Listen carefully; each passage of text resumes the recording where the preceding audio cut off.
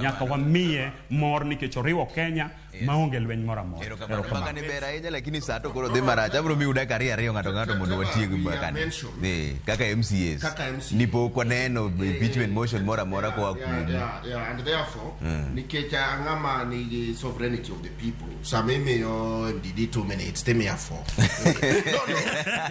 It's about sovereignty. I am here on behalf. Now. No, kadwa donja inya e watch mar counties ni. Kaluo ge time ma imbene mewa. To bro chuna mondo watch weche moko for purposes of record. Number 1, iwinjo ka bunge la wananchi penjo ni tang'o momiyo pok gineno impeachment motion Kisumu, Siaya, kata Migori. 1, I am a seasoned leader and adwa duoko gini machalo kama. Impeachment is tema nini kiambu tema. We don't just do impeachment like that. But otherwise, some of our leaders at counties get to warrant impeachment. Trevor, adwani nikechanka kuran go opportunity to exonerate myself from this claim moket kan. But maybe before that, iwinjo ka bunge la wananchi wacho ni jowania government. Tandi uchungne budget e bunge. So our MPs oningo collect gik maneno ka chando waigwen to bolo e bunge tatandi capture. To kose capture to kodhi e treasury kacha to under budget team to mheshimiwa Mbadi manyo kaka magi gik moko mana gidholuo kwa nya wacho gikiso ket wanyalo yawo ito ganda mamoko. To mheshimiwa Mbadi and he has tried. Kawuna as we speak nitie yore moko ma mheshimiwa Mbadi through treasury and our MPs so make sure ne temo. To sama pesa go se los kamano tingeni wuodwa ma Raymond Molo bende de kanyo ngiyonwa tudonwa yamo makone gi koni. So I really appreciate the man my direction manyaka walu kako ganda but most of our things na se wacho na 80% oningo beni angoma ditero no ground. Now back to the counties. Ingeni wach mar ngamoko tiyo to didala ni tato kawuono kawacha ani ngene nyingarach winjo kuma wae koro kikani magiruge mak nyameta no giruge mak nyameta to kawuono winja ngol kuma wago wagio Siaya ni ngama okotiyo to timore na didala matiende ne maduoko gima jalle wacho nikech Trevor Gavanas wagi nyo bedo small gods. Ma kidwa penjo moro I am on record and Trevor iselando kadidi samiro odai bunge ka wacho ni to pesa ni odhikure to gin pesa madongo. Trevor bingini ngato nyalo dhi hospital ka bingini miyo moro nyalo tho ka daktari onge kata gloves mokete lwete mondo cholgo nyathi. Are you aware?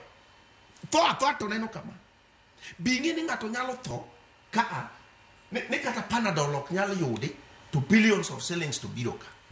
To kagiselo lomoji kawuono, for example, let me talk about my county. I really didn't want to do that today. But let me talk about my county now that bunge la wananchi was accuser. Kawuono stadium Miguel Migori 100% pesa mar national government. Kawuono chirni igero. Even in my ward there is Oria, there is Oyani Malu, there is Sibuoche, that is in Uriri, there is Marindi market, a number of markets my president Gerosan. Kawuono nitie yore ma national government ukete mana pesa. Tibiro yono Gavanas kochu. Nito wagero stadium kosoko wagero. Jogene moko mabeno choka biro wagero yo make wagero kosoko wagero to Marindi market orumo kosoko orumo. Please tell people ni kaka county government project A, project B kaso kagisetieko kwano gige rutogi tiwinjo kamoro bok nyalo bokore niya ng'ama chama wa en ODM. Tell people ki yeri kaka governor for example ni atemo A, atemo B, atemo C riwruok kwa gi national government wagero chiro wagero ndara wagero ang'o kisekwano magi to wach moro midwa tergo ji ni kasi tieko ni chama waen ni odwa en ot achiel ng'ama koni ni odwa riwruok wa to kwadagi ni en riwruok adika. In fact, Trevor, I finished by saying ni chakruok goruok wa piny en kwa pogori wadhi riwore e bede joluo achiel. Ting'e ni sani wan joluo ya county man Kisumu to an Migori to in Siaya do ng'ato an nodhi Kisumu ng'ato dhi Siaya ng'ato dhi Migori kase gik Migori ka ng'ato dhi Nyatike ng'ato dhi Uriri ng'ato dhi Rongo kase gik Uriri ng'ato dhi North Kanyamkago ng'ato dhi West koro odwa en ot achiel cha to mana wach midhi wach mar ketwa e kanyakla kaka flock to kogik ne japiny to you must show. Ing'eni ng'ato nyalo penjo ni kata Omwamba mawuoyo en osetimo ang'o. Tija en keto government tesre ni nyo waketo 4 billion mar gero barabara igera di nye waketo kaso timoro tuchka. Let me tell you, Trevor, we must speak this next time in our time. Sasa e marach ni wadhi gero waketo 3 billion e gero barabara en tichwa to us to barabara midhi gergi en mane because we have program based budget en mane kuro kik waket speed wa malo e wacho gige rais at the expense mane momiyo wawacho ni ng'ama ok otiyo to Trevor kanye Trevor kure marende dakariyo kende koro sarach kasa miyo bungu be dakariyo mondo walor chenro ni